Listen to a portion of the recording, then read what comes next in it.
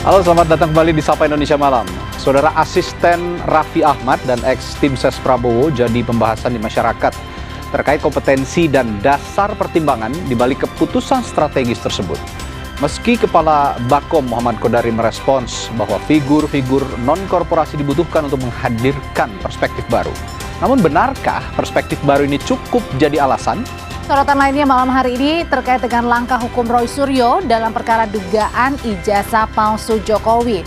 Di saat hakim belum memutuskan pra-peradilan Roy Suryo atas penangkapan yang diklaim cacat hukum, Roy Suryo justru malah mengajukan kembali pra-peradilan lain, kali ini atas statusnya sebagai tersangka dalam kasus ini. Lalu apakah ini jadi cara Roy Suryo untuk mengulur-ulur waktu karena belum punya cukup bukti untuk dihadirkan dalam sidang yang sesungguhnya? Dua topik ini dan topik lainnya akan kami hadirkan di Sapa Indonesia Malam hari ini bersama saya Audrey Chandra.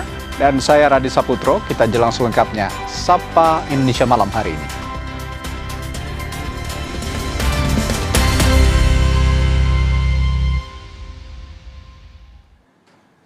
Kami mulai dari berita kapal wisatawan yang terbakar di perairan Laut Bulukumba, Sulawesi Selatan.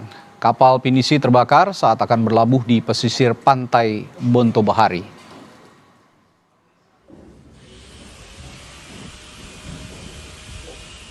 Inilah detik-detik kapal layar motor bernama Mutiara Prasana Nusantara yang terbakar saat sedang lapas jangkar.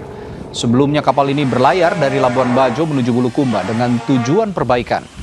Api diduga berasal dari bagian dek kapal dan beruntung 6 orang anak buah kapal selamat.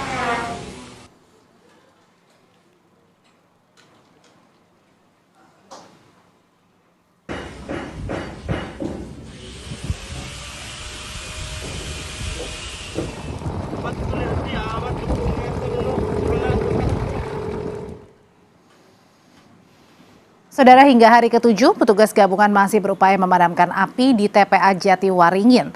3 helikopter waterbombing dikerahkan untuk memadamkan api. BNPB mengerahkan 3 helikopter untuk memadamkan api agar kebakaran tidak semakin meluas ke area lainnya. Hingga minggu kemarin tercatat ada 15 hektar TPA Jatiwaringin terbakar. Selain pemadaman api menggunakan helikopter waterbombing, injeksi air dan pengerahan petugas pemadam kebakaran dilakukan mempercepat proses pemadaman api.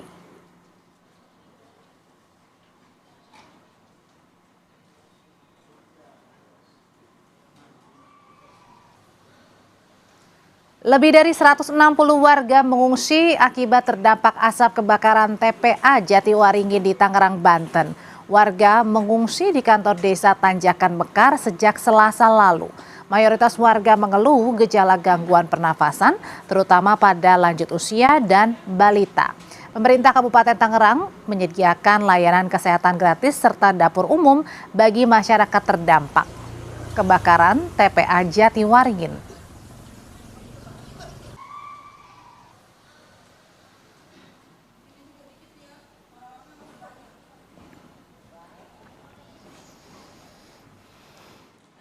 Saudara, pemasangan baliho ucapan selamat ulang tahun untuk Jokowi berbuntut panjang. Wali Kota Solo, Jawa Tengah dilaporkan ke Kejaksaan Negeri dengan tudingan penyalahgunaan wewenang. Laporan ditujukan ke Kejaksaan Negeri Solo, Jawa Tengah pada Jumat lalu. Pelapor mengatasnamakan diri sebagai koalisi masyarakat sipil. Pelapor menduga ada pelanggaran hukum yang dilakukan Wali Kota Respati Ardi dalam pemasangan baliho selamat ulang tahun Jokowi. Baliho tersebut dituding dipasang di fasilitas milik Pemkot. Walau disebut dana yang digunakan merupakan dana pribadi, pelapor merasa perlu untuk meminta kejaksaan mengusutnya. Adanya dugaan tindak pidana penyalahgunaan kewenangan yang dilakukan oleh wali kota terkait dengan pemasangan baliho selamat ulang tahun yang sudah kita ketahui semuanya berapa hari, beberapa titik-titik itu. Nah, karena kemudian atas pemasangan baliho tersebut kan menimbulkan polemik di masyarakat. Jadi sampai kemudian pemerintah kota, bahkan Pak Wali Kota sendiri menyatakan siap salah. Kejaksaan Negeri Surakarta menyebut sudah menerima laporan adanya tudingan penyalahgunaan wewenang imbas pemasangan baliho ulang tahun Jokowi pada 21 Juni 2026 lalu. Kejari bilang laporan ini kini dalam tahap telaah administrasi dan materi laporan di bidang intelijen Kejari Surakarta. Kasih Intel Kejari Surakarta bilang mereka juga menunggu disposisi dari Kepala Kejari sebelum memasuki tahapan pengumpulan bahan keterangan. Sebelumnya pemerintah Kota Solo mengatakan jika pembiayaan pemasangan baliho berasal dari dana pribadi wali kota. Sementara yang menjadi pokok laporan adalah penggunaan titik baliho milik pemerintah Kota Solo.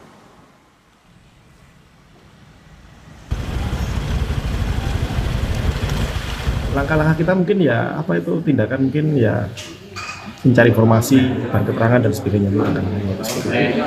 Itu coba kita ke pimpinan dulu lagi. Sementara Wali Kota Respati Ardi tak banyak bicara soal kasus ini. Ia mengatakan akan mengikuti proses dan menghormati semua yang akan dilakukan. Gugatan-gugatan, permasalahan hukum itu pasti ini resiko dalam pekerjaan. Tapi saya rasa silahkan kita mengikuti ketentuan yang berlaku. Saudara, Sapa Indonesia Malam jeda sejenak dan kembali dengan informasi lainnya, diantaranya Iran dan Amerika Serikat yang akan melanjutkan perundingan usai pemakaman Ayatollah Ali Khamenei. Lalu akankah damai akan tercapai atau Amerika Serikat dan Iran justru lanjut perang? Kami hadirkan ulasannya setelah jeda di Sapa Indonesia Malam.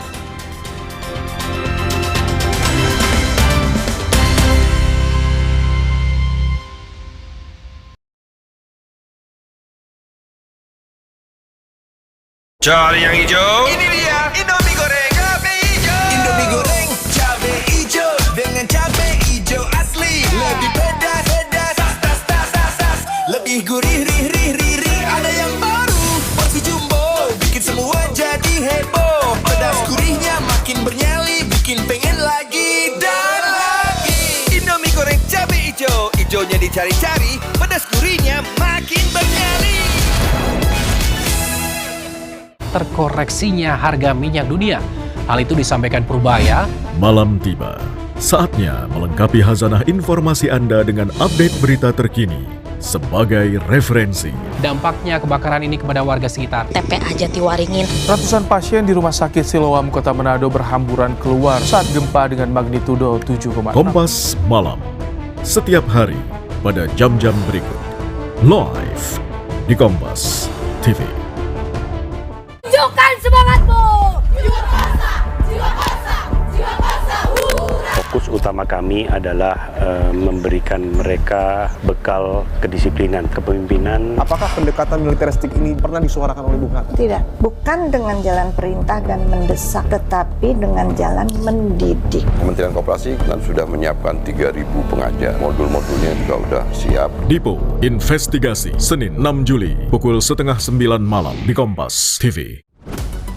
Mata dunia tertuju pada 16 kota di Amerika Serikat, Kanada, dan Meksiko untuk ajang sepak bola paling bergengsi di muka bumi. Ikuti update informasinya, prediksi dan rangkuman hasil pertandingan, taktik dan strategi para timnas, pemain, atmosfer supporter, hingga cerita menarik di balik pertandingan. Sapa Amerika, setiap hari pada program-program berikut. Live di Kompas TV.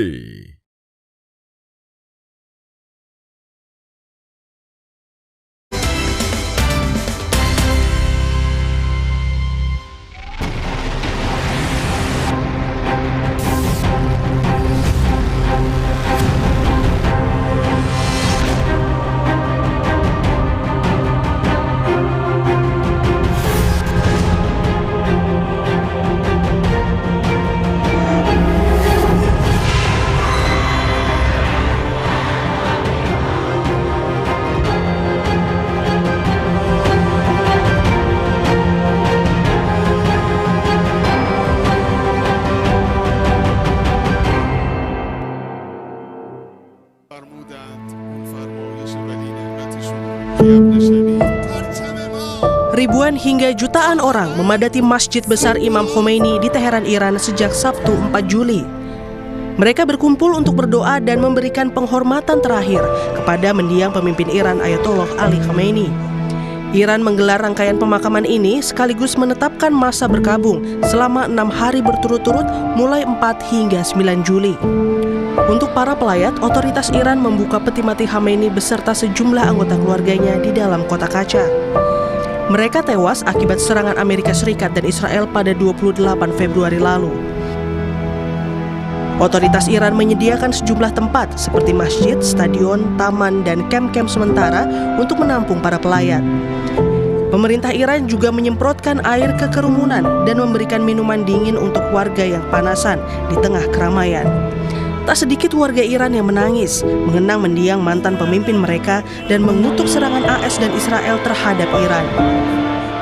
Bahwa Israel بدانند که ملت ایران ملت مقاوم و همیشه به پاخواسته ایران تا آخرین لحظه جان خود، خون خود و نفس خود برای مقابله با آنها آماده است و در هر لحظه و هر زمان و هر مکانی که رهبر معظم انقلاب حضرت آیت الله العظمی الامام سید مجتبی حسینی خامنه‌ای دستور بفرمایند در صحنه هستند و در مقابل آنها خواهند ایستاد. Tak hanya warga, sejumlah pejabat Iran pun ikut menitikan air mata dalam upacara pemakaman Ali Khamenei. Ketua Parlemen Iran Mohammad Bagher Ghalibaf menangis di samping peti jenazah Ali Khamenei selama upacara pemakaman pada Jumat lalu. Selama ini, Ghalibaf juga menjadi pemimpin delegasi Iran dalam perundingan damai dengan Amerika Serikat. Menteri Luar Negeri Iran Abbas Araghchi dan sejumlah pejabat senior lainnya juga hadir.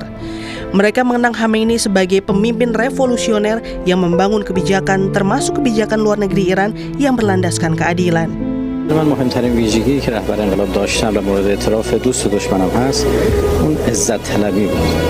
اون که ایشون همواره ایران و ایرانی رو عزیز می‌خواستن، سربلند می‌خواستن، با ابهت و با صلابت می‌خواستن. و این عزت طلبی هم به اصطلاح همراه بود با حکمت. حکیمانه بود در حقیقت و مصلحت جویانه که از همینجا اون سه اصل حاکم بر سیاست خارجی ما به حال شکل گرفت با تدبیر ایشون عزت، حکمت و مصلحت.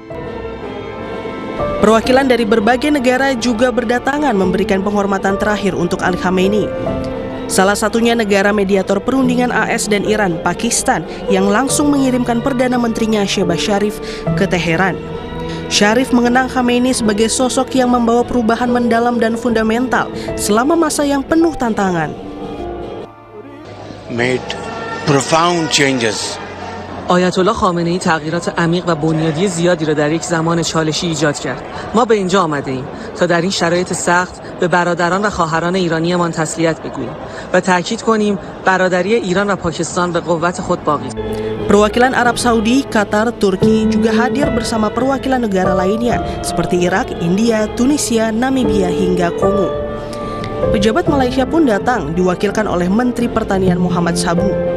Perwakilan proksi Iran di Timur Tengah seperti kelompok Hizbullah dan Hamas juga mengirimkan delegasi. Selain itu, pejabat Tiongkok dan Rusia juga hadir menyampaikan bela sungkawa atas wafatnya Ali Khamenei.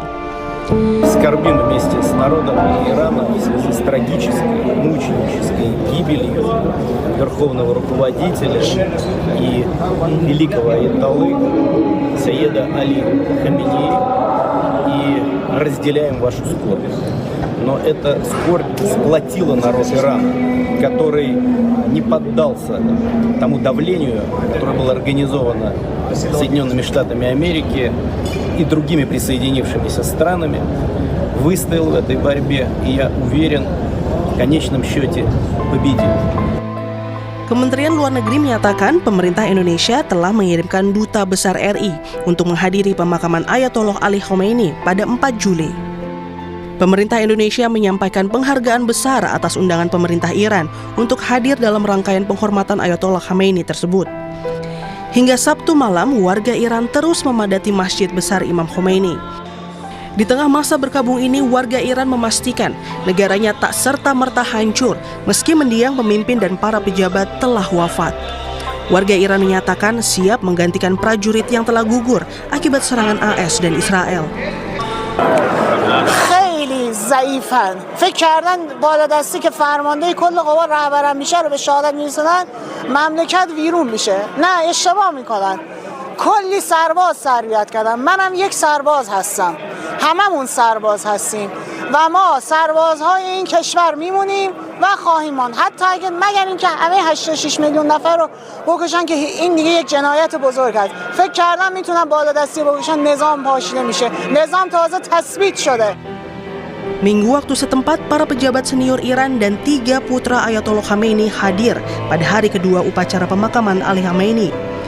Putra-putra Khamenei tersebut yakni Masud, Meisham, dan Mustafa bergabung dengan ratusan ribu pelayat di Grand Musala Teheran hari Minggu waktu setempat. Pemimpin pasukan Quds dari Garda Revolusi Islam Iran Esmail Qani juga ikut hadir memberikan penghormatan terakhir. Namun pemimpin tertinggi Iran yang baru, Ayatollah Mojtaba Khamenei, absen dalam pemakaman. Mojtaba diduga masih terluka akibat serangan udara yang menewaskan ayahnya Februari lalu. Mojtaba juga dilaporkan masih bersembunyi di tengah Israel yang terus mengancam akan membunuhnya. Loyal to America. Di belahan bumi lainnya, Presiden Donald Trump mengklaim telah menghancurkan Iran saat berpidato di Gunung Rushmore Sabtu waktu setempat. Dalam perayaan 250 tahun Amerika Serikat itu, Trump bilang, "Karena kami baik, kami beri Iran libur seminggu," merujuk pada rangkaian pemakaman Ali Khamenei yang tengah berlangsung. Trump mengisyaratkan negosiasi pembicaraan damai dengan Teheran akan berlanjut usai masa berkabung. Sementara para pejabat Iran terus memperingatkan AS untuk tidak melanjutkan serangan. Venezuela in one day, and we knocked the hell out of Iran. They're dying to settle. They want to settle so badly. We gave them a week off for a funeral because we're nice. It's true. For 250 years, the entire world has looked to our country and been inspired by the leaps of progress, feats of strength, and acts of selflessness, faith, and hope that could only have happened right here. Rangkaian upacara pemakaman Ali Khamenei dimulai bertepatan dengan 4th of July, perayaan 250 tahun kemerdekaan Amerika Serikat 4 Juli 2026. Praktisi dan pengajar hubungan internasional Sinergi Policies Dina Praptor Harja melihat pemerintah Iran memanfaatkan momentum ini sebagai pesan kepada rakyatnya bahwa Iran tetap kuat di tengah tekanan Amerika Serikat. Iran menggunakan momentum tersendiri ya, mencari momentum juga bahwa akhirnya nanti ke depan orang-orang Iran, terutama para pendukung rejimnya, itu akan mengingat bahwa pada tanggal 4 Juli di 2026, Iran itu menang, Iran itu masih hidup. Walaupun Amerika Serikat mengklaim pemimpinnya sudah wafat, ternyata jumlah pendukungnya, bahkan negara-negara yang hadir untuk pemakaman Ali Khamenei itu datang dari berbagai belahan dunia. Selasa 6 Juli, jenazah mendiang Ayatollah Ali Khamenei akan dibawa menuju kota suci Qom sebagai salah satu rangkaian upacara pemakaman. Sehari setelahnya, peti mati Khamenei akan diterbangkan ke negara tetangga, Irak.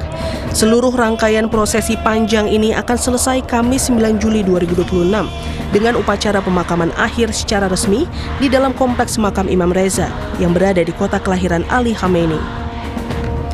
Pada 11 Juli, perundingan damai antara AS dan Iran dijadwalkan berlanjut di Pakistan. Mengutip sumber yang tidak disebutkan namanya, laporan media Al Arabiya mengatakan bahwa putaran selanjutnya akan fokus pada sanksi AS terhadap Iran, aset Iran yang dibekukan, dan soal nuklir Iran. Peneliti Asia Middle East Center Pizarro Ghazali memprediksi eskalasi AS dan Iran akan tetap panas, baik di meja perundingan maupun di lapangan. Sejumlah serangan bisa jadi tetap mewarnai proses negosiasi AS dan Iran ke depan. Karena kalau kita lihat masih ada ancaman dilakukan dari Amerika Serikat. Trump aja bilang gitu, saya kalau bisa pun bisa tuh lenyapkan semua pelayat yang hadir gitu. Tapi kami tidak mau. Artinya kan apa? Ini belum juga ada kepastian, keamanan dan perdamaian di sini. Menurut saya pola ke depan dalam diplomasi itu akan seperti talk and fight, Mas Yasir ya. Mereka berbicara, mereka bernegosiasi, tapi serangan masih terus berlangsung gitu. Walaupun arahnya eskalasinya tidak begitu besar gitu. Karena kalau kita melihat ini masih tarik ulur di antara mereka. Masalah aset, masalah uranium, masalah nuklir, dan juga masalah hubungan dengan Hizbullah. Walaupun nanti akan diadakan di Pakistan, saya tidak begitu yakin akan ada kesepakatan yang sangat besar. Lebih dari 4 bulan AS dan Iran saling serang meskipun gencatan senjata dan perundingan kedua negara tetap berjalan. Akankah damai tercapai di tengah Israel yang masih terus mengusik proses perundingan?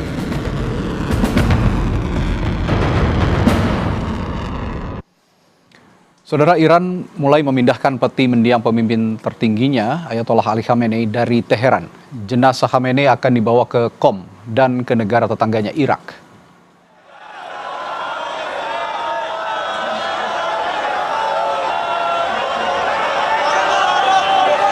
Pada Senin, hari ketiga rangkaian upacara pemakaman, warga menyambut arak-arakan peti jenazah Ali Khamenei dan keluarganya di jalanan kota Teheran. Peti jenazah Khamenei dibawa di atas truk yang bergerak lambat di antara kerumunan warga. Para pelayat mengulurkan tangan hingga melemparkan syal dan barang lain untuk dapat menyentuh truk yang dianggap sebagai berkah. Peti jenazah Khamenei dan keluarganya akan menempuh perjalanan selama 12 jam menuju Bandara Internasional Mehrabat untuk berpindah ke kota dan negara tetangga. Warga Iran berkumpul di sejumlah titik kota Teheran seperti di lapangan Enghelab atau lapangan revolusi. Mereka menunggu dengan harapan bisa melihat sekilas peti jenazah Ali Khamenei. Untuk rangkaian acara pemakaman ini, otoritas Iran telah menutup jalan, wilayah udara dan menghentikan kegiatan sehari-hari untuk masa berkabung. امروز که ما برای تشییع رهبر عزیزمون اومدیم خیلی روز سختیه. یعنی ما در واقع برای خداحافظی نیومدیم. ما برای انتقام رهبرمون اومدیم و انتقام رهبرمون هم خواهیم گرفت. و این روز جزء سخت‌ترین روزاییه که ما داریم میایم و هیچ وقت فکر نمی‌کردیم که قرار بود روزی برای تشییع رهبرمون میایم. Kami ucapkan selamat menunaikan ibadah sholat maghrib untuk Anda yang menjalankan di wilayah Jakarta dan sekitarnya. Kami lanjutkan Sapa Indonesia Malam. Saudara, dosen International Institute for Islamic Studies di Iran, Qasem Mohammadi, menyatakan warga Iran tidak takut jika tiba-tiba terjadi serangan. Membawa bendera merah, Qasem menjelaskan, itu jadi simbol warga menuntut pembalasan atas kematian Ali Khamenei.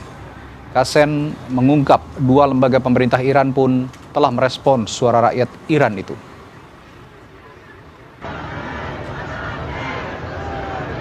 Sangat mencolok dan menonjol adalah bahwa ini merupakan prosesi pemakaman dengan nuansa warna merah. Dalam budaya Timur Tengah itu warna merah melambangkan balas dendam. Hal ini juga tercermin di betul, lihat itu dari slogan-slogan yang diteriakkan oleh para peserta yang menuntut balas dendam dan menuntut keadilan bagi pemimpin syahid Iran. Hari kemarin. Saudara, Senin 6 Juli memasuki hari ketiga rangkaian pemakaman mendiang pemimpin tertinggi Iran Ayatollah Ali Khamenei. Untuk mengetahui situasi terkini di sana, kita tanyakan langsung dengan jurnalis harian Kompas Hari Susilo langsung dari Teheran, Iran. Halo Mas Hari, selamat siang waktu Teheran. Halo, selamat siang Mas Radi. Baik, Mas Hari, bisa dijelaskan saat ini prosesi rangkaian pemakaman yang tengah berlangsung apa saja di sana?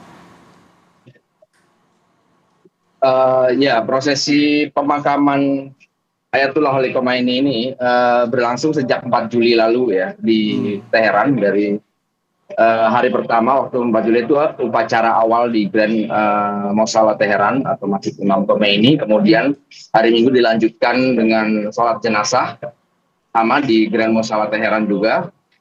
Dan ini yang hari ketiga di Teheran atau hari terakhir di Teheran. Tadi berlangsung arak-arakan peti jenazah ya, diarak di Teheran di beberapa jalan sebelum kemudian dibawa ke kota Qom. Karena besok prosesi pemakaman dilanjutkan di kota Qom. Selanjutnya di hari Rabu setelah dari kota Qom itu jenazah akan dibawa ke Irak, ke daerah Karbala dan Najaf. Setelah itu di tanggal 9 Juli atau di puncak pemakamannya, jenazah akan dibawa ke Mashhad, itu ke kampung halamannya Khomeini, akan dimakamkan di sana pada tanggal 9 Juli tersebut. Gitu, Oke, Mas. baik. Artinya hari ini menjadi hari terakhir jenazah Ali Khamenei mendiang Ayatollah Ali Khamenei ini berada di Teheran begitu ya, Mas Hari. Kira-kira apakah warga ataupun pelayat yang datang di sana lebih banyak dari sebelumnya dibandingkan hari-hari sebelumnya? Iya, dari pandangan mata saja, saya juga kemarin melihat sholat jenazah saat di Grand Musola dibanding hari ini itu jauh lebih banyak hari ini ya. Mungkin jutaan pelayat tadi ada yang berkerumun memenuhi jalan-jalan di Teheran berpakaian serba hitam dan membawa bendera Iran dan bendera merah ya, rata-rata seperti itu. Itu saya kira jauh lebih banyak dibanding kemarin saat sholat jenazah di Grand Musola, apalagi di hari sebelumnya. Peaknya hari ini, Hari ini, baik. Iya, masa yang paling banyak. Oke. Nah, tadi Anda sempat menyinggung, Mas Hari, bahwa banyak sekali massa ataupun warga di Teheran yang membawa bendera merah. Tadi juga sempat disinggung bahwa bendera merah ini adalah simbol pembalasan. Apakah ini artinya masyarakat Iran di sana juga yang sedang berkumpul begitu banyak menghadiri prosesi pemakaman Ayatollah Ali Khamenei ini sama sekali tidak gentar dengan adanya ancaman serangan ataupun eskalasi lanjutan dari dampak konflik perang Iran, Israel, dan Amerika Serikat ini, Mas Hari? Bagi warga Iran ya, setidaknya yang sejauh ini datang di prosesi pemakaman Ali Khamenei dan beberapa yang saya wawancara, memang ya bendera merah itu selain melambangkan perlawanan atau tadi dibilang pembalasan, juga melambangkan di situ selalu ada wajah Ali Khamenei melambangkan kematian yang syahid ya dari sang pemimpin, dan mereka memang menuntut adanya perlawanan balik ya dari kematian Khamenei ini, bahwa artinya semacam ya mereka tidak terima dengan kematian pemimpin mereka seperti itu ya. Tapi kedatangan mereka di sini selain dengan bendera merah juga menunjukkan kecintaan mereka terhadap pemimpin mereka ya, bahwa mereka dengan sukarela datang mengikuti prosesi, berbondong-bondong memenuhi jalanan Teheran, memakai baju serba gelap dan merasa ini bagian dari pengabdian mereka sebagai rakyat, dan karena buat mereka Khamenei mencintai mereka, makanya mereka semacam ini ya mencintai balik ke pemimpin mereka seperti itu. Oke, dan ini pun sekaligus menegaskan bahwa masyarakat Iran tidak terpecah belah begitu ya, kurang lebih ya, Mas Hari ya. Ya, Mas sejauh Hari. yang saya lihat sejauh yang saya lihat dan ya, baik Mas Radi, sejauh yang saya lihat atau yang saya wawancara di beberapa prosesi pemakaman ini ya, dan yang datang itu memang saya rasa hampir sama ya, aspirasi mereka terkait dengan gugurnya Ali Khamenei ketika serangan IS itu, dan kemudian ketika mereka datang saat ini, mereka merasa bahwa mereka perlu datang, dan ini momen ini kemudian juga menyatukan warga Iran dari berbagai penjuru ya, tidak hanya Teheran tapi juga bahkan ada juga yang dari luar negeri datang gitu, saya lihat hanya untuk mengikuti prosesi pemakaman Khamenei. Ya, sekaligus sebagai simbol bahwa mendiang pemimpin tertinggi Iran Ayatollah Ali Khamenei ini dicintai oleh warganya, dan itu sebagai bentuk juga bahwa tadi Anda sebutkan Ayatollah Ali Khamenei juga mencintai masyarakat Iran. Baik, nanti kita akan perbaharui lagi di lain kesempatan Mas Hari Susilo, jurnalis harian Kompas, untuk melaporkan langsung dari Teheran, Iran, di prosesi pemakaman mendiang pemimpin tertinggi Iran Ayatollah Ali Khamenei. Terima kasih Mas Hari, sampai jumpa lagi. Terima kasih. Dan saudara, setelah jeda kami hadirkan informasi lainnya di Sapa Indonesia Malam soal polemik penunjukan asisten Raffi Ahmad dan ex-tim ses Prabowo yang jadi komisaris di perusahaan BUMN menimbulkan pertanyaan terkait kompetensi dan transparansi proses seleksi. Apakah ada potensi konflik kepentingan? Kita ulas usai jeda di Sapa Indonesia Malam.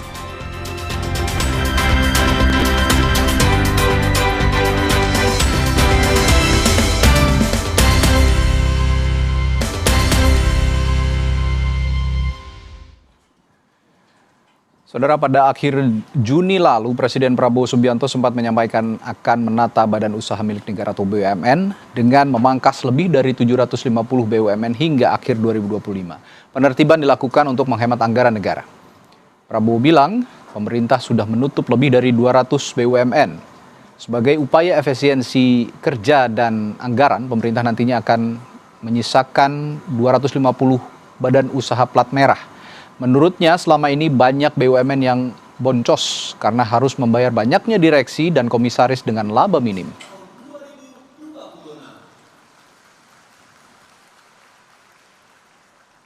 Lebih dari 750 kita tutup.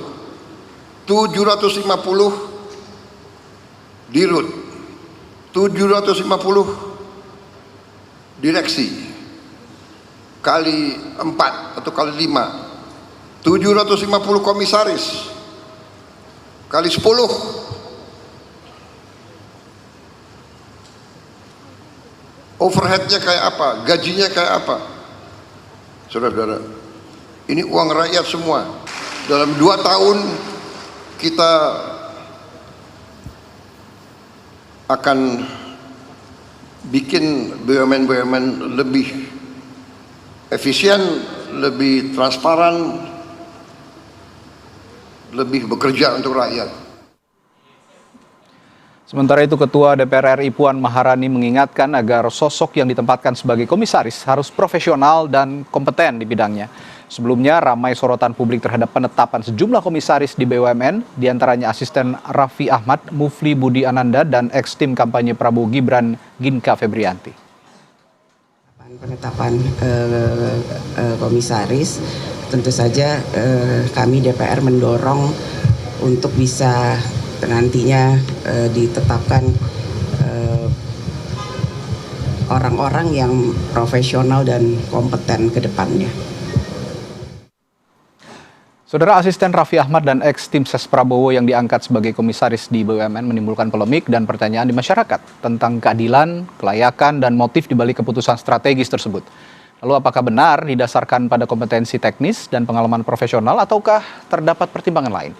Kita akan membahasnya bersama Fad Pahdepi, Deputi 1 Badan Komunikasi Republik Indonesia yang hadir di studio. Selamat malam, Mas Fad. Dan juga dalam sambungan virtual ada peneliti Posdem Universitas Andalas, Ferry Amsari. Selamat malam, Bang Ferry. Malam semua. Baik, saya ke Mas Fad dulu. Mas Fad, dari Bakom sendiri sebagai representasi pemerintah, gimana kira-kira memetakan polemik ini?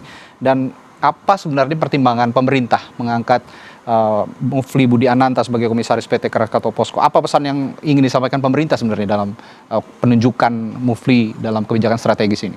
Terima kasih, Radi. Pertama, saya sih tidak dalam posisi untuk menjelaskan orang per orang ya, tapi bahwa sekarang tuh ada kritik dan juga ada concern dari masyarakat luas ini bisa diterima, dan saya kira pemerintah posisinya selalu mendengarkan dan memperhatikan dinamika polemik kritik yang ada di masyarakat.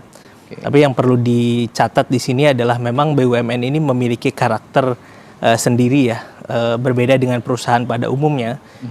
BUMN ini positioningnya setidaknya dia harus bisa bersikap sebagai strategik, punya posisi strategis untuk mengamankan bisnis-bisnis atau mengamankan aktivitas usaha yang berhubungan dengan kebutuhan atau hajat hidup orang banyak sesuai dengan pasal 33 Undang-Undang Dasar 1945. Ini tidak bisa sepenuhnya diserahkan kepada mekanisme pasar. Yang kedua, kalau swasta murni itu kan logiknya itu pasar murni. Sementara BUMN ini juga berusaha memenuhi gap gitu yang tidak bisa jadi tidak dimasuki oleh pasar murni seperti di daerah 3T dan lain sebagainya. Kemudian juga hal yang lain adalah mendukung program pemerintah dalam program-program pembangunan nasional. Nah, pemilik sahamnya itu adalah negara. Negara dalam hal ini dijalankan oleh pemerintahan yang dipilih secara sah melalui pemilu, dan memang pemerintah memiliki wewenang untuk bisa menunjuk perwakilannya di dalam BUMN. Mungkin kita sering mendengar istilah ada komisaris independen gitu ya, yang tidak punya kepentingan langsung terhadap bisnis proses yang terjadi di dalam BUMN itu sendiri. Jadi frameworknya itu, dan kemudian cara melihatnya seperti itu. Semua saya kira baik di Danantara maupun di BP BUMN dilakukan sesuai dengan prosedur yang berlaku.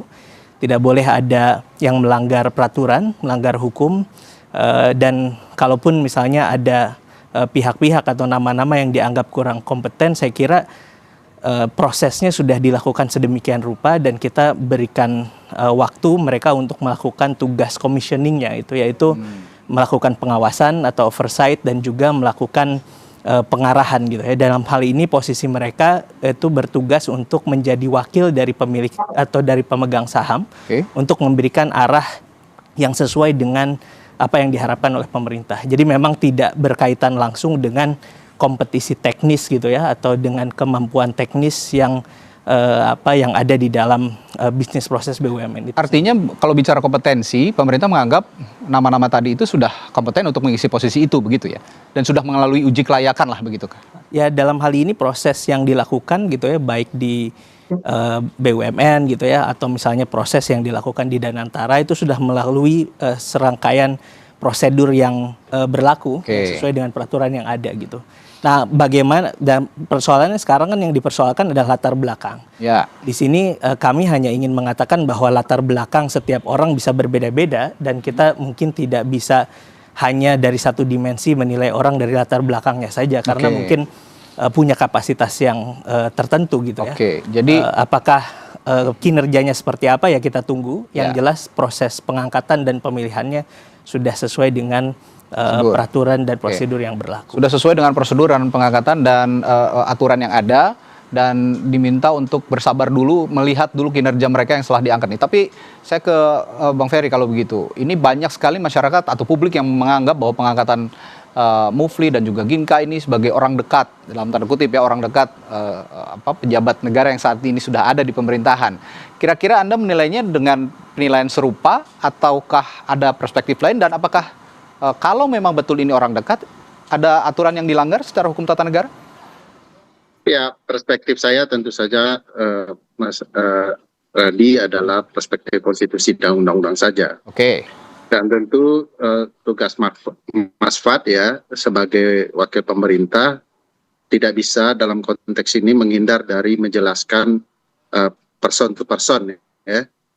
Tidak dalam artian umum, karena yang dipermasalahkan problematikanya ada di personal yang dipertanyakan publik. Kalau pakai ketentuan Undang-Undang BUMN ya, pasal 3AH ya, baik di Undang-Undang 16 maupun Undang-Undang 1 tentang BUMN, jelas disebutkan bahwa komisaris independen harus berasal dari sumber daya profesional. Apa maksud profesional? Tentu yang berkaitan dengan bidang yang diampu atau dikelola oleh badan usaha milik negara tersebut. Nah, pertanyaan publik persis kepada beberapa individu yang dipertanyakan kapasitasnya. Harusnya pemerintah menunjuk orang yang jadi bagian dari pemerintah yang punya sumber daya profesional di bidang BUMN tersebut. Jadi kan tidak harus asistennya Raffi Ahmad, mantan juru kampanye, buzzer dan segala macam. Tapi bisa diambil orang yang memang bagian dari pemerintah yang punya kelayakan profesional, punya background yang sama dengan bidang yang hendak dikelola. Sehingga publik bisa melihat bahwa orang-orang ini hadir untuk dalam rangka membangun BUMN, untuk menyukseskan perusahaan plat merah ini.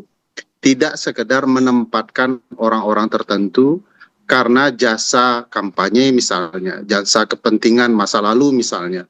Itu tidak elok bagi saya kemudian kita berupaya memberikan gambaran bahwa tunggu saja, padahal itu sudah jadi perbincangan sejak lama. Seringkali pemerintah bilang tunggu saja BGN bekerja, ternyata korup begitu ya, padahal sudah diingatkan berkali-kali. Tunggu saja komisaris ini bekerja, padahal dia tidak di bidangnya. Nanti kalau bangkrut tinggal minta maaf, lalu orang itu ditangkap, selesai persoalan. padahal banyak kerugian dari waktu ke waktu yang terjadi. Dan ini yang menurut saya harus dijelaskan kenapa undang-undang BUMN dikangkangi, diabaikan, tidak dipedulikan, bukan jadi pilihan untuk dipatuhi. Bagi saya loud and clear bahwa ada masalah serius dalam tata kelola perusahaan plat merah. Perspektifnya adalah balas dan imbal jasa, dan ini akan menunggu waktu saja. Kalau dalam bahasa agama saya, tunggu saja kehancurannya, gitu ya. Kalau orang-orang tidak profesional atau orang-orang tidak berkompeten mengelola sesuatu. Gitu. Loud and clear kalau kata Bang Ferry, ada masalah dalam tata kelola penyeleksian beberapa petinggi BUMN atau plat merah. Tadi juga Bang Ferry mengatakan bahwa tidak bisa juga Mas Fat ini menghindar dari nama-nama personal, sehingga yang jadi pertanyaan publik juga tidak bisa dijawab. Ada bisa menjelaskan soal ini kepada publik, terutama soal nama-nama tadi? Iya, pertama hak publik ya untuk mempertanyakan nama-nama tadi, apakah mereka ini capable atau tidak, kemudian apakah sesuai dengan kriteria yang ada atau tidak. Tapi pertama tugas komisaris itu sebagaimana diatur dalam peraturannya, termasuk dalam Undang-Undang BUMN, itu melakukan 3 hal ya. Pertama, melakukan fungsi pengawasan, yang kedua melakukan memberikan arah strategis, yang ketiga terlibat dalam proses tata kelola yang baik atau good governance, gitu ya, untuk memastikan GCG-nya terlaksana. Dan latar belakang yang diperlukan untuk melakukan ini tentu saja adalah kecakapan atau kemampuan dalam bidang organisasi, gitu ya, kemudian pengalaman yang dimiliki oleh masing-masing, gitu ya, dalam mengelola orang, dalam mengelola sistem dan lain sebagainya. Nah, pertanyaan yang tadi disampaikan, apakah orang-orang tertentu tadi yang disebutkan ini capable atau tidak, saya kira ini sudah mengalami atau sudah melewati satu fase atau satu proses yang berlaku di BUMN sendiri, sehingga terjadi pengangkatan, ya itu menunjukkan bahwa ada pertimbangan tertentu yang membuat nama-nama ini duduk di posisi. Ya, Mas Fat, Anda tadi menyinggung soal good corporate governance ya, GCG. Artinya penunjukan Saudara Mufli Budi Ananda ini sudah sesuai dengan regulasi dan prinsip good corporate governance, dan dilihat dari pertimbangan latar belakang yang dimiliki ataupun background yang dimiliki oleh yang bersangkutan. Persoalan setuju atau tidak setuju kan persoalan lain ya. Persoalan bahwa misalnya apakah setuju atau tidak setuju itu satu hal. Tapi kami yakin dalam hal ini BUMN, kemudian juga proses yang terjadi di dalamnya sudah dilakukan proses-proses yang cukup, gitu ya, dan kemudian ada penilaian yang dilakukan oleh pemegang saham untuk menunjuk nama-nama tertentu menjadi komisaris independen di perusahaan BUMN yang sudah ditentukan.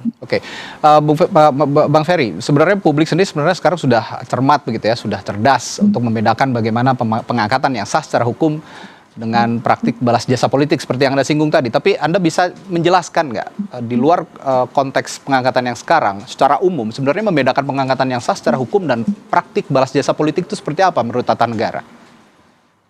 Iya, tentu dalam ruang tata negara yang masuk ke ruang sangat politis ya, itu sangat sumir ya. Sulit kita melihat apakah ini betul-betul kepentingan politik atau profesional.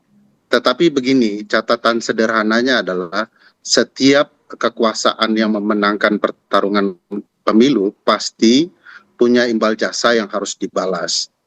Jadi siapapun yang dilantik ya pasti punya ruang relasi politiknya.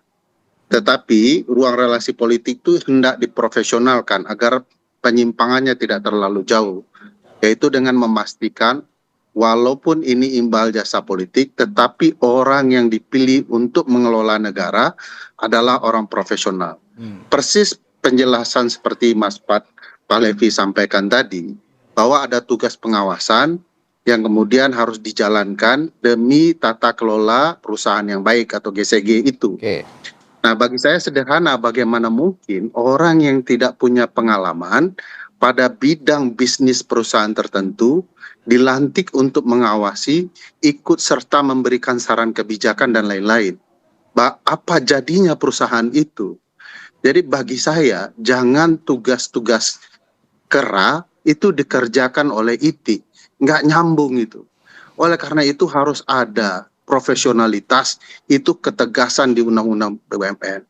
Kalau Mas Pat Falevi ini disuruh bidang komunikasi, media, saya sepakat tuh, itu dia sudah menggeluti dalam berbagai pengalamannya. Tapi kalau kemudian dia disuruh mengerjakan robotik, itu bagi saya aneh betul tuh. Nah itu, kalau bicara soal meritokrasi, itulah yang dipermasalahkan publik sebenarnya. Nah, Mas Fat, bicara implikasi sebenarnya, saya ingin bertanya. Jadi pada titik ini dalam, ya ada proses serius dalam penunjukan ini, dan itu sulit dihindari, itu bicara soal kepentingan politik, ansih. Nah ansihnya ini yang kemudian dipertanyakan. Begitu. Baik, saya ke Mas Fat lagi. Tadi saya menyinggung soal meritokrasi dan juga implikasi sebenarnya. Bagaimana menurut Anda penunjukan figur non-korporasi seperti ini bisa memperkuat narasi positif ke pemerintahan? Karena kan sekarang justru publik menjadi punya sentimen negatif terhadap pemerintahan dengan penunjukan seperti ini. Nah, kira-kira bagaimana penunjukan ini bisa memperkuat narasi positif pemerintahan, terutama di mata generasi muda dan kalangan profesional? Ya, pertama tadi concern yang disampaikan oleh Bang Ferry dan juga publik saya kira sah gitu ya, dan itu penting untuk kita terus-menerus memperbaiki apa yang menjadi tugas pemerintah gitu ya ke depan untuk menciptakan pemerintahan yang lebih baik dan tata kelola yang lebih baik. Nah, mengenai hal ini yang bisa kami sampaikan pertama adalah memang kalau kita lihat dalam prakteknya gitu ya, dalam praktek penyusunan Board of Commissioners gitu ya di perusahaan-perusahaan BUMN, ini biasanya merupakan kombinasi dari dua kelompok gitu ya. Pertama adalah kelompok yang merupakan representasi dari, apalagi misalnya ini entitas anak atau cucu perusahaan, merupakan representasi dari holdingnya yang biasanya memiliki kapasitas dan latar belakang yang relevan dengan bisnis yang ditangani atau yang menjadi bidang dari perusahaan BUMN itu sendiri. Tapi kemudian ada juga dari golongan komisaris independen yang tugasnya memang secara spesifik atau secara praktek itu lebih umum gitu ya, untuk memberikan pandangan mengenai komunikasi publik, pandangan mengenai arah kebijakan pemerintah, pandangan mengenai dan juga menjadi kepanjangan tangan dari kepentingan pemilik saham yaitu pemerintah gitu. Oke, ya yang pasti tadi Anda meminta ya kasih kesempatan dulu untuk bekerja dan melihat kinerja mereka, termasuk juga nanti kinerja perusahaan BUMN sendiri akan bagaimana, tentu akan ada evaluasi ya pasti depan. Dan jangan sampai ini juga didasari oleh tadi anggapan publik bahwa ada ordal yang bisa mempekerjakan ataupun mengangkat seseorang ini duduk sebagai komisaris independen di salah satu perusahaan BUMN. Terima kasih sekali lagi Mas Fat sudah hadir di Sapa Indonesia Malam, dan tadi juga sebelumnya ada perspektif juga dari pakar hukum tata negara Universitas Andalas Ferry Amsari di Sapa Indonesia Malam. Terima kasih sekali lagi Bapak-bapak. Selamat malam. Saudara, setelah jeda kami akan kembali dengan informasi lainnya. Roy Suryo kembali mengajukan permohonan pra-peradilan untuk kedua kalinya. Kami sesaat lagi hadirkan perbincangannya bersama rekan saya Audrey Chandra. Tetaplah bersama kami.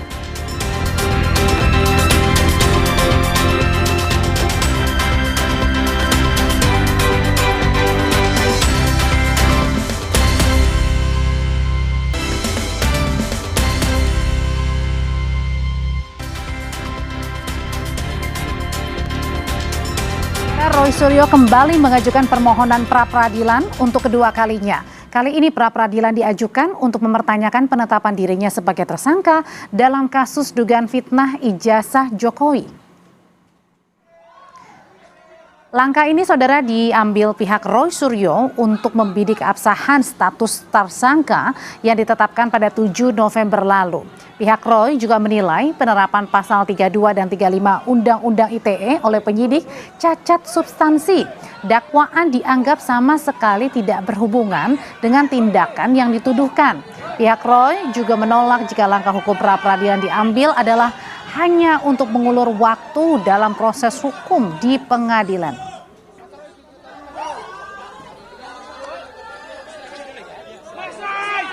Kita mengulur waktu. Jangan-jangan bukan kita yang mengulur waktu tapi orang lain gitu loh. Tapi kita yang dituduh. Saya yang kedua mempermasalahkan pasal 32 dan 35. Itu sudah sering sekali dipermasalahkan karena 32 dan 35 itu tidak nyambung dengan apa yang dilakukan Pak Roy Suryo dan apalagi Dr. Tifa. Dr. Tifa itu sama sekali tidak mengedit dokumen apa-apa, ya, tidak mengedit dokumen apa-apa, bahkan dia tidak pegang dokumen apa-apa. Jadi ngaco sekali itu yang bikin pasal 3235 itu ya. Gitu. Oke, tapi kalau misalnya memang soal undang-undang ITE itu juga lagi-lagi yang dipermasalahkan ya. Di sisi lain, Ketua Umum Militan Gibran Nusantara Andi Aswan menuding langkah pra-peradilan kedua Roy Suryo ini sengaja memanfaatkan celah 163 KUHP baru untuk menunda sidang pokok di Pengadilan Negeri Jakarta Timur. Strategi ini dinilai bertujuan untuk mengintip persidangan Dr. Tifa hanya demi mempelajari dakwaan, alat bukti, dan mengantisipasi pertanyaan jaksa sebelum Roy Suryo sendiri yang disidang.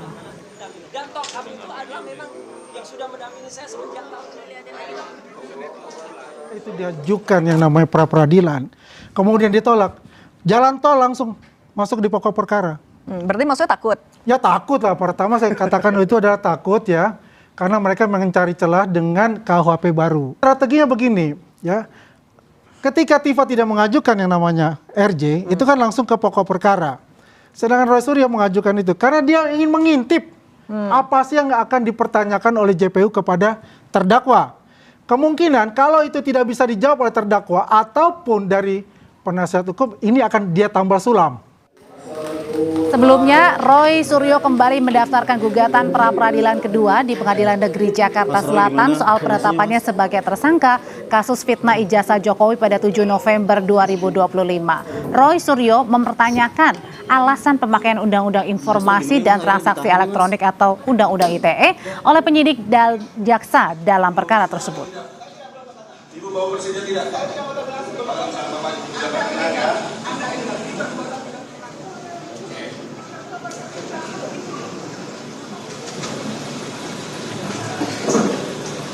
Yang kedua yang nanti akan mempertanyakan ya tentang bagaimana penetapan tersangka yang menggunakan Undang-Undang ITE. Yang sekarang terjadi siapa? Pengupload data elektroniknya saja tidak disentuh sama sekali, namanya Dian Sandi Utama. Itu harus kena dulu karena dia jelas betul melanggar pasal 32, melakukan transformasi ya, mentransmisikan teknologi ELA yang saya pakai ya. Kemudian itu adalah error level assistance yang kemudian dibacakan di sidangnya Dr. Tifa. Itu adalah hasil uji dari alat yang membaca sesuatu dan ini tidak mengubah sama sekali objek pokoknya. Ijazahnya Jokowi apa berubah? Tetap palsu, ya. nggak ada yang berubah. Lalu pertanyaannya, apakah tudingan bahwa proses pengajuan pra-peradilan untuk kedua kalinya yang diajukan kembali oleh Roy Suryo ini merupakan bentuk upaya mengulur-ngulur waktu dan mengintip jalannya persidangan pokok? Untuk membahas kebenarannya sudah bergabung bersama saya di Sapa Indonesia Malam. Sudah ada Abdul Ghafur Sangaji selaku pengacara Roy Suryo. Bang Sangaji, selamat malam. Selamat malam Mbak Audrey. Mas Roy sehat? Alhamdulillah sehat. Dan ada juga Ade Darmawan selaku Wakil Ketua Umum Brigade Rakyat Nusantara. Mas Ade, selamat malam. Selamat malam Mbak Audrey. Oke, kalau sehat besok kan Mas Roy sudah akan menghadapi putusan pra-peradilan pertama ya Bang? Betul. Putusan pra-peradilan pertama aja baru besok diumumkan. Pertanyaannya, kenapa terlalu terburu-buru ngajuin lagi pra-peradilan kedua? Berarti yakin dong besok pra-peradilannya bakal ditolak hakim? Kami yakin besok pra-peradilan kami diterima. Kalau diterima, kenapa harus pengajuan kedua? Karena objeknya berbeda. Oke. Ya, jadi tidak ada nebis in idem ya. Karena objeknya berbeda, maka berdasarkan ketentuan hukum acara pidana yang terbaru, karena kita sudah masuk dalam rezim KUHP yang baru, dari ketentuan pasal 158 sampai pasal 164 KUHP yang baru, tidak ada pelarangan bagi seorang tersangka atau seseorang yang punya hak hukum untuk mengajukan pra-peradilan, apakah cuma sekali, 2 kali, atau 3 kali. Berkali-kali boleh, karena tidak ada larangan soal itu. Nah, masalahnya adalah kami mengajukan yang kedua kali ini karena objeknya berbeda. Kalau yang pertama, besok putusan Pengadilan Negeri Jakarta Selatan itu kami yakin berdasarkan fakta dalam persidangan, bahkan juga itu diakui oleh seorang ahli yang diajukan oleh termohon, yaitu dari Polda Metro Jaya, mengatakan bahwa perintah penangkapan, perintah penahanan, dan penggeledahan itu cacat formil. Ya, di situ kami yakin bahwa apa yang disampaikan oleh ahli dari Polda Metro Jaya sejalan dengan fakta-fakta kami. Oke. Sehingga kami yakin besok untuk upaya paksa berupa penangkapan, penahanan, penggeledahan, kami yakin itu akan dikabulkan. Sepanjang kita berpegang pada fakta persidangan. Itu satu hal. Yang kedua adalah kami mengajukan yang kedua dan itu sudah terregister nomor perkaranya. Kemudian juga jadwalnya akan dilakukan pada tanggal 10 hari Jumat besok, ya minggu ini ya, mohon maaf. Dan objeknya berbeda. Yang kami uji itu adalah di yang baru, itu kami uji penetapan tersangka menggunakan Undang-Undang ITE. Ada dua hal yang membuat kenapa kami menguji pasal ini. Bang, bentar. Jadi yang pertama itu pra-peradilannya yang besok akan diputuskan itu adalah soal penangkapannya. Yang kedua di tanggal 10 Jumat besok adalah soal penetapan tersangkanya. Kalau gitu sekarang saya ubah pertanyaannya. Kalau sudah ditetapkan tersangka sejak tahun lalu, akhir tahun November, kenapa baru sekarang ngajuin pra-peradilan untuk penetapan tersangka Undang-Undang ITE? Oh ya, ini menariknya begini. Karena undang-undang itu tidak melarang ada rentan waktu. Meskipun berkas perkara sudah diterima oleh penuntut umum dan penuntut umum sudah melimpahkan ke pengadilan, maka oleh Kitab Undang-Undang Hukum Acara Pidana yang baru dibolehkan. Jadi ini bukan soal kenapa tidak diajukan pada saat berkas perkaranya masih ditangkap penyidikan, artinya masih ditahan penyidik, enggak. Kami melihat bahwa tentu pada kebutuhan hukum ya, dan pada suatu hal pertimbangan yuridis yang kami pertimbangkan juga gitu. Yaitu apa? Yaitu kami mengajukan di saat yang tepat. Jadi kami menganggap bahwa inilah waktu yang tepat. Oke, inilah waktu yang tepat, Mas Ade. Kalau yang dilihat di kilik-kilik gitu, kalau kenapa sih baru sekarang? Ya, jadi kalau untuk tetap tersangka, saya rasa 6 bulan kemarin dong. Harusnya. Jadi gini, kalau saya melihat ini strategi prosedural yang berupaya untuk mengintip, menghambat. Strateginya prosedural. Tetapi hanya ingin mengintip persidangan, artinya memperpanjang waktu buying time. Nah, kita melihat bahwa memang tidak dilarang, tetapi secara logika hukum, menurut beberapa, ya kita bisa lihatlah, termasuk saya pribadi, ini kurang relevan. Kenapa tidak relevan? Untuk yang kedua. Kenapa? Karena yang kedua ini biasanya kita lakukan pada saat tetap tersangka. 1 minggu setelah tetap tersangka atau 2 minggu tetap tersangka, baru kita mengajukan itu. Tapi tadi alasannya karena inilah waktu yang tepat, Mas. Ya, waktu yang tepat itu kan menurut teman-teman advokat, pembela Mas Roy. Tapi masyarakat Indonesia ini nggak buta. Mereka ini sadar hukum. Mereka tahu di mana saat yang tepat. Tidak ada seorang tersangka yang kemudian sudah sampai beberapa bulan, kemudian mengajukan prapit untuk tetap tersangkanya. Dan perlu diingat. Jadi maksudnya kelamaan? Iya kan, kalau mau 6 bulan kemarin dong, tetap tersangkanya. Terus yang kedua gini, ya, yang ketiga gini, bahwa kemudian ini sudah beralih. Sudah ada nomor perkaranya. Sebenarnya sudah beralih. Status Mas Roy saat ini sebenarnya sudah terdakwa.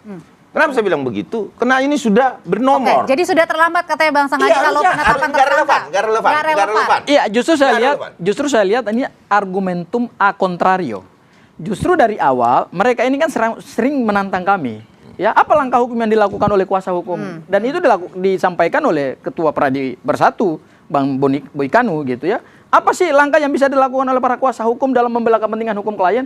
Ajukan dong pra-peradilan. Nah, sekarang kami setelah melihat dan mengkaji secara hukum bahwa inilah waktu yang tepat. Kenapa kemudian mereka ketar-ketir gitu? Ini kan argumen waktunya, Mbak Dre. Waktunya harusnya kan 1 minggu setelah penetapan tersangka. Nah, ini sudah berbulan-bulan. Kemarin kami tantangin itu 1 bulan, 2 bulan belum dikirim berkas. Nah, sekarang sudah dikirim berkas. Ini bagian strategi, Mas. Itu strategi prosedural yang menunda kepastian hukum. Saya jawab ya. Kalau disebut tidak menimbulkan kepastian hukum, justru menimbulkan kepastian hukum. Tidak ada kepastian hukumnya karena berdasarkan nomor pasal 163 ayat 1 huruf P di KUHP yang baru. Dan ingat, kita sedang masuk di dalam laboratorium hukum baru. Ya, dan ini kan teman-teman kurang update ini. Iya, Pak. Ya kan? Kurang update. Kurang update kenapa? Karena kita masuk dalam rezim KUHP yang baru, tidak ada ketentuan. Menurut saya analogi hukumnya gimana? Ini kan menurut pendapat mereka. Tapi pendapat hukum kan, tapi kaidah hukumnya kan berbeda. Saya berpendapat bahwa secara logis, kalau kita betul-betul mau kepastian hukum, di kepastian hukumnya di depan mata loh. Saya kasih tahu kepastian hukumnya. Tapi kan posisi pra-peradilan juga tidak dilarang berapa kali? Tidak dilarang. Saya kasih tahu yang kepastian saya katakan bahwa ini prosedural pilihan strategi prosedural yang menunda kepastian hukum. Saya kasih kepastian hukumnya. Kepastian hukumnya adalah berdasarkan kaidah hukum itu sendiri. Pasal 163 ayat 1 huruf P mengatur bahwa pokok perkara belum bisa diperiksa oleh pengadilan yang punya kewenangan memeriksa dan memutus perkara tersebut sepanjang tersangka masih menggunakan hak hukumnya untuk mengajukan pra peradilan. Nah, inilah yang tidak dihargai oleh kawan-kawan. Oh, tidak. Kami tidak menghargai. Tidak sedang menghambat proses. Tetapi ini konsekuensi logis dari aturan yang dibuat oleh negara, dan inilah yang kita sebut sebagai reformasi hukum pidana nasional terbaru. Tapi ada anggapan juga jangan-jangan ya itu tadi hanya karena mengulur-ulur waktu, jangan-jangan Mas Roy yang tadinya menantang Pak Jokowi, jadi sebaliknya jadi ada satu hal lagi. Gini, inilah konsekuensi logis. Jadi ketika seorang tersangka menggunakan hak hukumnya yang diberikan oleh undang-undang, kemudian ada penundaan pemeriksaan pokok perkara, ya itu konsekuensi. Jadi menggunakan haknya bukan karena takut. Bukan, kami sedang menggunakan kaidah dan hak itu sudah diberikan negara. Karena gini, di dalam KUHP yang baru, jangan-jangan barang buktinya ini belum kekumpul semua nih. Sebentar, nanti saya jelaskan. Di dalam KUHP yang baru dijelaskan bahwa selain hak tersangka diperkuat, ingat, hukum acara pidana yang baru ini justru memperkuat lembaga pra-peradilan. Karena lembaga pra-peradilan yang itu biasanya jaksa melakukan manuver dan atraksi atau melakukan strategi dengan dia buru-buru mengirimkan berkas perkara ke pengadilan, sehingga pada saat tersangka mengajukan pra-peradilan itu otomatis gugur. Nah, di KUHP yang baru ini alhamdulillahnya negara telah menghapus ketentuan itu. Gimana Mas? Bang Sangaji mengatakan prosedural dan lain sebagainya. Oke lah, ya. Karena memang ini prosedural, Bang. Kita dengerin dulu. Menghambat, itu prinsipnya. Terus kemudian ya teman-teman aja merasa menghambat gitu loh. Satu hal, bahwa penetapan tersangka itu disepakati oleh jaksa. Ya, untuk penetapan tersangka nih ya, disepakati nih bahwa setelah P21 kan dilimpahkan ke pengadilan. Sekarang berkas sudah di pengadilan nih. Dan sekarang diajukan pra peradilan. Ya, terus diajukan pra peradilan. Sangat kecil kemungkinannya, sepengalaman saya ya di dalam beracara itu sangat kecil kemungkinan bisa menang. Jadi artinya mau peradilan satu, pra peradilan kedua dan lain sebagainya sampai berpuluh-puluh kali Anda yakin bahwa pra peradilan Mas Roy bakal ditolak demi apapun. Usai jeda ya Mas Ade ya, nanti jawab ya, tetap bersama kami Bang Sangaji. Karena setelah ini kita jeda sejenak karena akan hadirkan informasi dari ranah bola. Ada apa saja di ranah bola malam hari ini, Radi silahkan. Masih banyak pertandingan-pertandingan yang menarik untuk kita di Pesta Bola Dunia. Jadi bapak-bapak saya yakin juga punya tim favorit nih ya buat Piala Dunia. Jadi kita turunkan dulu tensinya. Karena tim nasional Brasil kalah. Tanda-tanda. Ya baik. Sesaat lagi di Sapa Amerika, Sapa Indonesia Malam segera kembali sesaat lagi.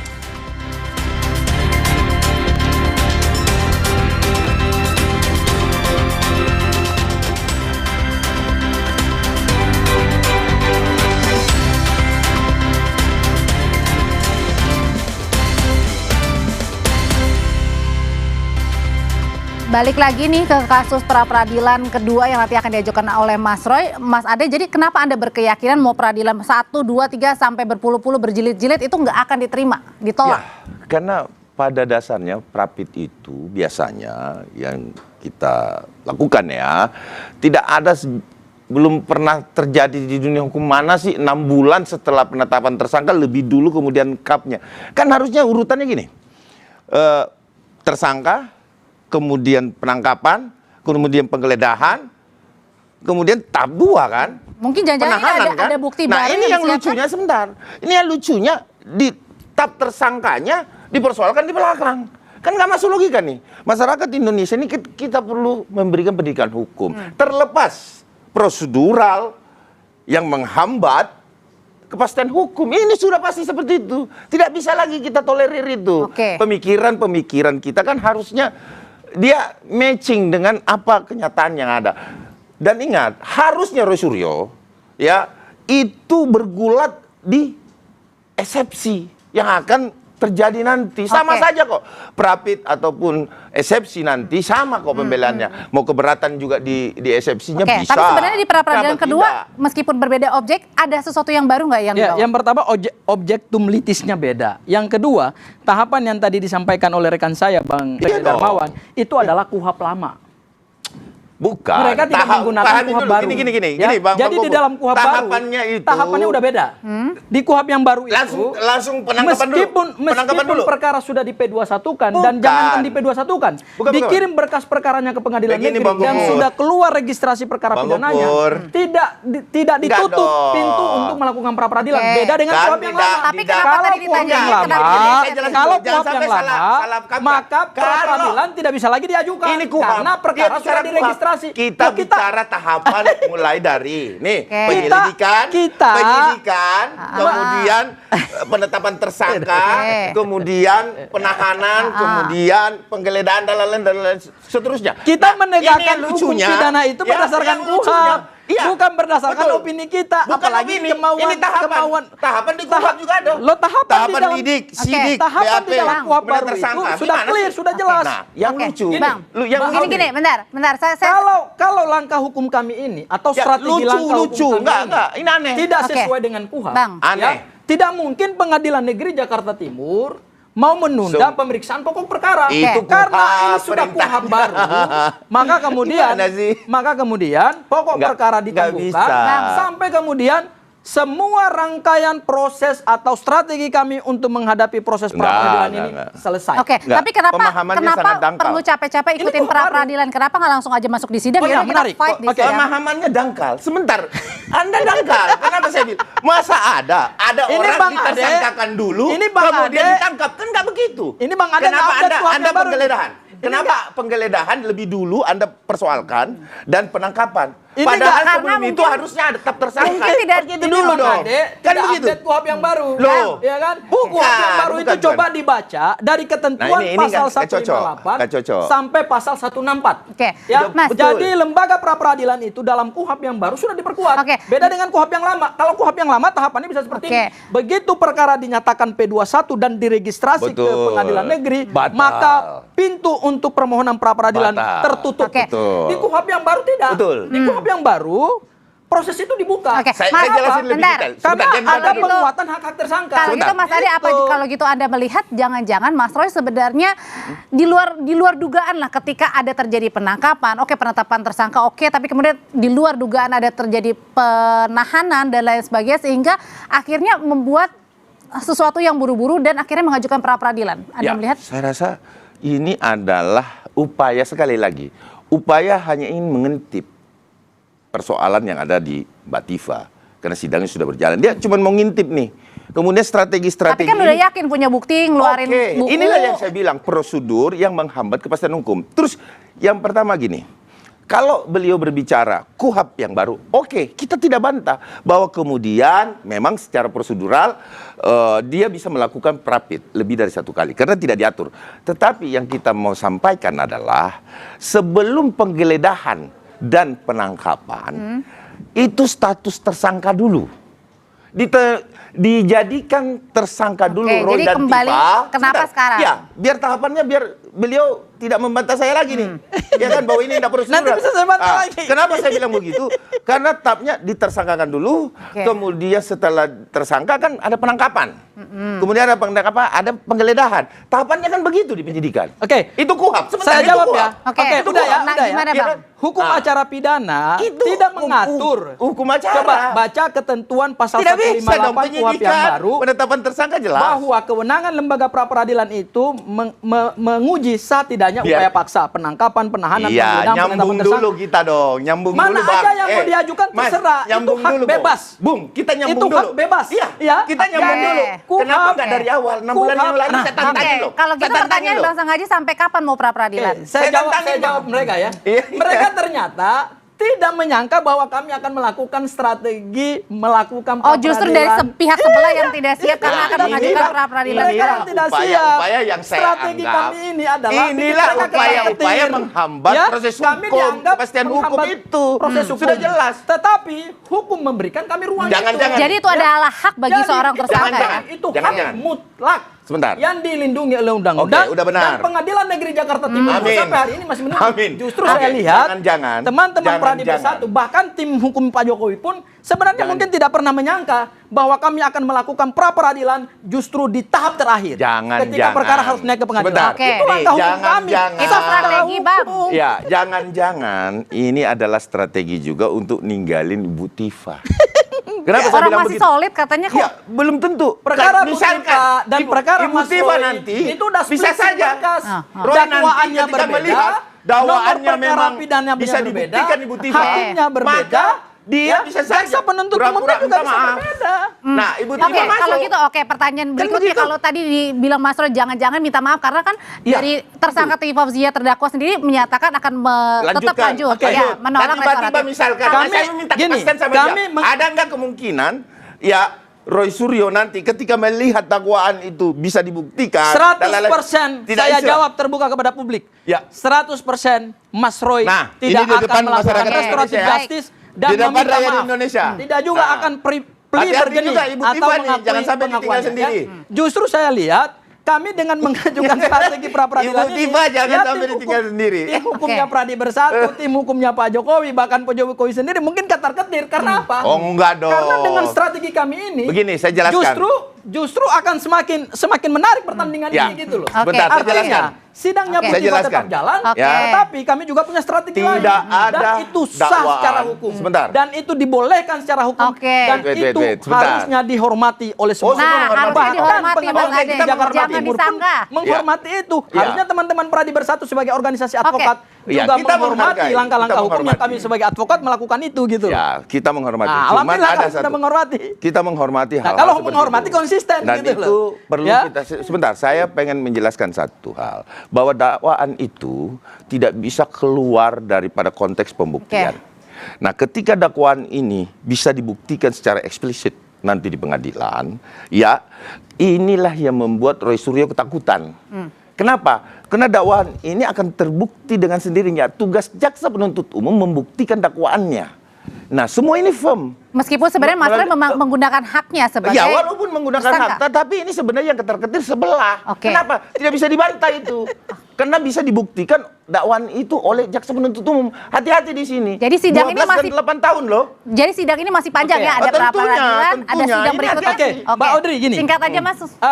Soal pemeriksaan pokok perkara, kami sama sekali tidak takut. Takut. Soal dakwaan, fair aja lah. Ini kan fair aja lah. Jadi argumen yang akhirnya kan tidak mendidik publik juga gitu. Mendidik. Bahwa kenapa? dakwaan jaksa penuntut umum harus diuji dulu. Bahkan kami yakin bahwa pasal 32 dan pasal 35 Undang-Undang ITE itu adalah entertain pasal dari dari pelapor kepada aparat penegak hukum dan kemudian itu pasal seludupan sehingga bisa dilakukan penangkapan dan penahanan. Setelah putusan siap-siap Mahkamah Agung. Kami akan menyurat lagi ke Mahkamah Agung untuk meninjau kembali tentang tidak ditahannya tidak boleh mereka. Aparat penegak hukum dan kita penegak hukum diintervensi paksa untuk melakukan permohonan penangkapan penahanan itu tidak boleh. Kita tunggu besok putusannya. Prerogatif dari aparat penegak pertama hukum. jam berapa Bang besok? Jam berapa besok? Jam 1. Jam 1 kita tunggu besok ya. Terima kasih Bang Sanghaji. Mas Adi terima kasih. Selamat malam Bapak-bapak. Terima kasih. Saudara, tetap bersama kami di Sapa Indonesia Malam. Warga Iran mengiringi arak-arakan pemindahan peti mendiang pemimpin tertingginya Ayatollah Ali Khamenei dari Teheran. Usai jeda kami akan hadirkan informasi terbarunya untuk Anda simak.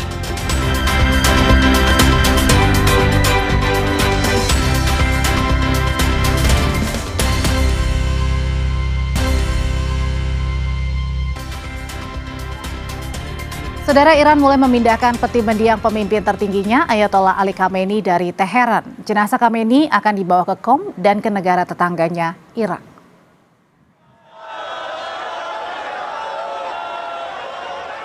Pada Senin, hari ketiga rangkaian upacara pemakaman, warga menyambut arak-arakan peti jenazah Ali Khamenei dan keluarganya di jalanan kota Teheran.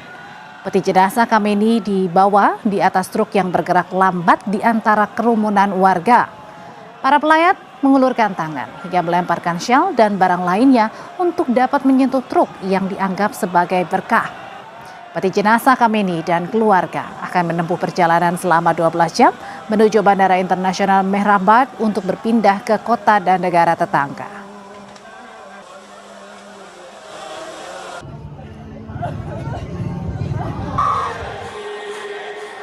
Warga Iran berkumpul di sejumlah titik di kota Teheran seperti di lapangan Ehelab atau lapangan Revolusi. Mereka menunggu dengan harapan bisa melihat sekilas peti jenazah Ali Khamenei. Untuk rangkaian acara pemakaman, otoritas Iran telah menutup jalan, wilayah udara dan menghentikan kegiatan sehari-hari untuk masa berkabung. امروز که ما برای تشییع رهبر عزیزمون اومدیم خیلی روز سختیه. یعنی ما در واقع برای خداحافظی نیومدیم، ما برای انتقام رهبرمون اومدیم و انتقام رهبرمون هم خواهیم گرفت و این روز جزء سخت‌ترین روزاییه که ما داریم میایم و هیچ وقت فکر نمی‌کردیم که قرار بود روزی برای تشییع رهبرمون میایم.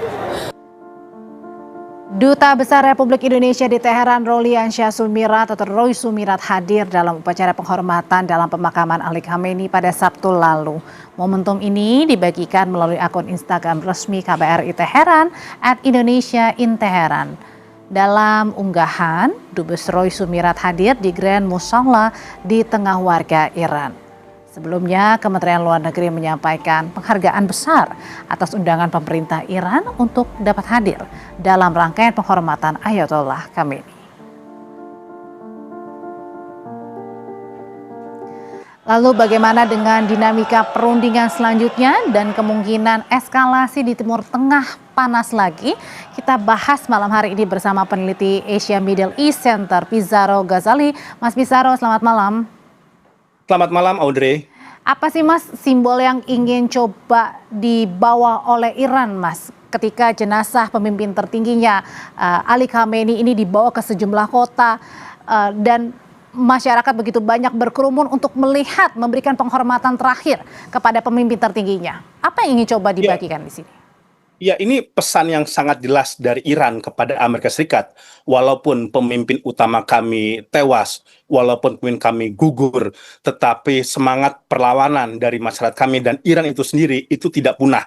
Itu, Audrey, kita bisa melihat ya simbol bagaimana arak-arakan yang dilakukan oleh masyarakat Iran, dan ini seperti di footage mereka mengibarkan bendera red flag. Itu sebenarnya ada pesannya, Audrey, pesan bahwa kematian Ali Khamenei ini harus dibalas, ini harus ada revenge dari Iran kepada Amerika Serikat. Makanya ini kemudian dibawa kemana-mana nih, ke Teheran, ke Masjid, dan jangan lupa, Audrey, itu sampai ke Irak. Ini juga ada pesan simbolis dari Iran bahwa kami itu satu kesatuan dari Irak, dari Iran, dan tempat-tempat yang lainnya. Kami itu adalah jaringan proksi regional yang pesan dari Iran kepada Amerika Serikat, kalau Anda menyerang kami, sekutu-sekutu kami, proksi-proksi kami di kawasan itu akan ikut bangun bersama melawan Anda. Bahkan ini menarik juga, satu persatu kan ada delegasi sampai ratusan ini, Audrey, datang ke pemakamannya Khomeini. Ini juga pesan dikapitalisasi oleh Iran bahwa kami ini tidak terisolasi, kami ini tidak ditinggalkan oleh negara-negara yang lain, bahkan kami itu mendapatkan dukungan. Terbukti kan ada ratusan delegasi yang hadir, walaupun tingkat kepala negara mungkin tidak semuanya. Ini juga pesan dari Iran kepada Amerika Serikat, kami tidak ditinggalkan oleh negara-negara Arab, oleh negara-negara internasional, sekutu-sekutu kami. Mereka datang, utusan mereka tidak takut dengan ancaman Donald Trump. Walaupun sama Trump nanti dibalikin lagi, yang datangkan kepala negara itu hanya sekitar 4-5 aja. Itu Trump juga mungkin merasa ada tekanan yang dia lakukan dan itu berhasil. Tetapi ini pesan yang sangat jelas bahwa Iran tidak selesai, dia tidak tunduk ya. Bahkan kita lihat ya, yang menarik, Audrey, itu tokoh-tokoh garis keras yang selama ini jarang muncul, jarang terekspos di publik. Itu ada sekarang. Ahmad Fahidi, komandan IRGC ya kan. Kemudian tokoh-tokoh keamanan yang lainnya itu muncul sekarang tiba-tiba gitu. Ini juga pesan dari Iran bahwa konsolidasi kelompok-kelompok garis keras Iran atau faksi perlawanan itu masih solid di bawah kepemimpinan Mujtaba Khomeini ya, supreme leader yang baru, untuk melakukan perlawanan kepada Amerika Serikat. Saya kira itu pesan yang sedang dibungkus oleh Iran kepada Amerika dan kepada Donald Trump jelang nanti akan ada lagi perundingan yang kedua setelah fase pemakaman ini akan selesai, Audrey. Nah, berbicara soal jelang perundingan kedua yang akan berlanjut lagi setelah semua prosesi pemakaman Khamenei ini akan selesai, akan berlangsung kabarnya di Pakistan ya, Mas Pizarro ya. Nah, apakah semangat ini kemudian memunculkan semangat lebih besar berkobar bagi Iran yang mungkin akan menentukan strategi baru terkait dengan perundingan selanjutnya? Audrey, ini menurut saya ada 20 juta warga Iran yang turun. Ini sengaja dimobilisasi oleh Iran untuk memupuk rasa percaya diri mereka untuk berhadapan dengan Amerika Serikat di meja perundingan. Ini bagian dari taktik psikologis yang sengaja dimainkan oleh Iran hingga kemudian kan Trump mengatakan, "Oh, ternyata Khomeini itu masih banyak dicintai masyarakatnya ya kan," dia juga surprise gitu. Cara dari Iran untuk membuka rasa percaya diri agar nanti di meja perundingan mereka tidak takluk. Apalagi kan ada bocoran, Audrey, dari surat dari kelompok-kelompok IRGC yang meminta faksi diplomatik itu tidak melunak di depan Donald Trump, bahwa kami meminta dana dicairkan 100%, itu 100%, tidak juga dicairkan hanya sekitar 5 miliar dolar, 6 miliar dolar. Saya kira ini nanti ada bekal yang dibawa dari semangat tanggal 4 Juli sampai 9 Juli ini untuk mempertebal rasa percaya diri berhadapan dengan Amerika Serikat, dan bukan tidak mungkin itu Iran akan semakin keras itu dalam perundingan negosiasi. Mas. Karena kan terbukti dengan perayaan ini. Tapi yang dipertanyakan juga kemana Mojtaba Khamenei? Ada anak-anak yang lain, tapi kemudian Mojtaba yang paling dinantikan untuk tampil ke publik kali ini masih absen ya, setidaknya sampai dengan hari ini, Mas. Audrey, memang faktor yang paling mendesak kenapa Mojtaba itu tidak muncul di dalam perayaan ini, memang itu security concern, masalah keamanan.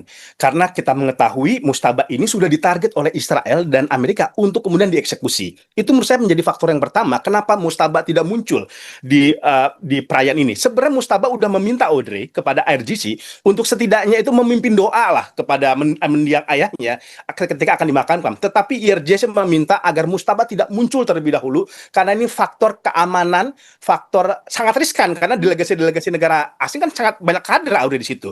Yang kedua, ini memang sengaja taktik dari RJC untuk tidak memunculkan Mojtaba agar apa? CIA itu tidak bisa mengendus bagaimana pola masih menerka-nerka ya bagaimana pola pergerakannya Mojtaba, bagaimana pola kepemimpinannya, bagaimana pola komunikasi. Memang jadi dia sengaja. Ini bentuk pertarungan psikologis perang urat saraf Iran kepada Amerika Serikat dengan sengaja menyimpan Mojtaba untuk tidak muncul agar dia tidak mudah dibaca oleh Mossad, tidak mudah dibaca oleh CIA pergerakan seperti apa. Jadi ini memang ada faktor-faktor strategis keamanan dan juga bagaimana politik Iran ke depan. Makanya dari Presiden Trump pun ini masih wait and see ya, yang mengatakan oke, saya akan memberikan tenggat waktu 1 minggu meskipun saya sebenarnya bisa menghancurkan mereka dalam 1 serangan saja.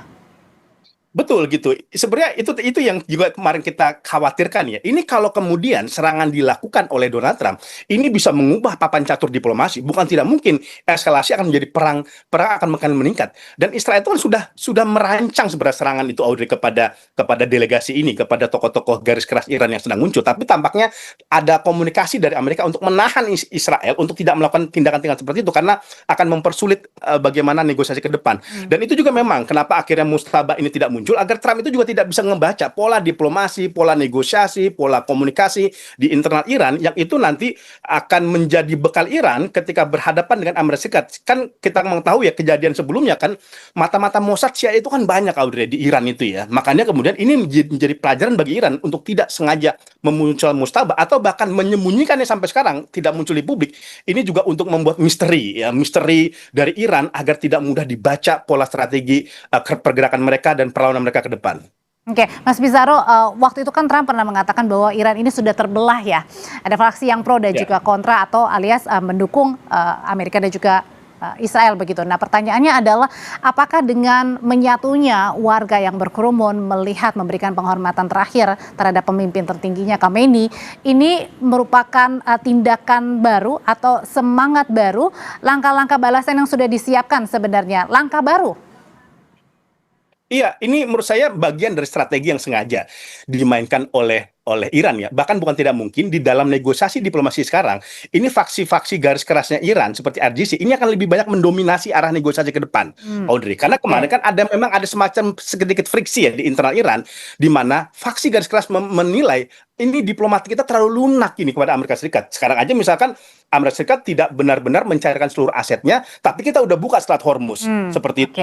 Kemudian Amerika tidak berhasil menghentikan serangan Israel kepada Lebanon, tapi kita sudah tekan MOU. Nah, saya kira ini ke depan tekanan dan juga radikalisasi dari pemerintah Iran akan semakin menguat di pertemuan di Islamabad yang akan berlangsung pada 11 Juli mendatang, Audrey. Oke, dan yang pasti adalah tadi semangat barunya ya, karena memberikan penghormatan dan warga berkerumun di sana, artinya ada semangat baru yang membakar warga Iran saat ini. Terima kasih Mas Bizarro untuk ulasannya, selamat malam.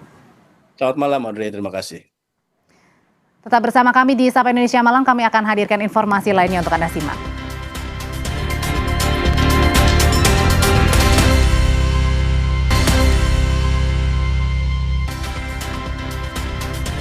Saudara, kapal wisatawan terbakar di perairan Laut Bulukumba, Sulawesi Selatan. Kapal pinisi terbakar saat akan berlabuh di pesisir pantai Bonto Bahari. Inilah detik-detik kapal layar motor bernama Mutiara Prasana Nusantara yang terbakar saat sedang lepas jangkar. Sebelumnya kapal ini berlayar dari Labuan Bajo menuju Bulukumba dengan tujuan perbaikan. Api diduga berasal dari bagian dek kapal. Beruntung 6 orang anak buah kapal selamat.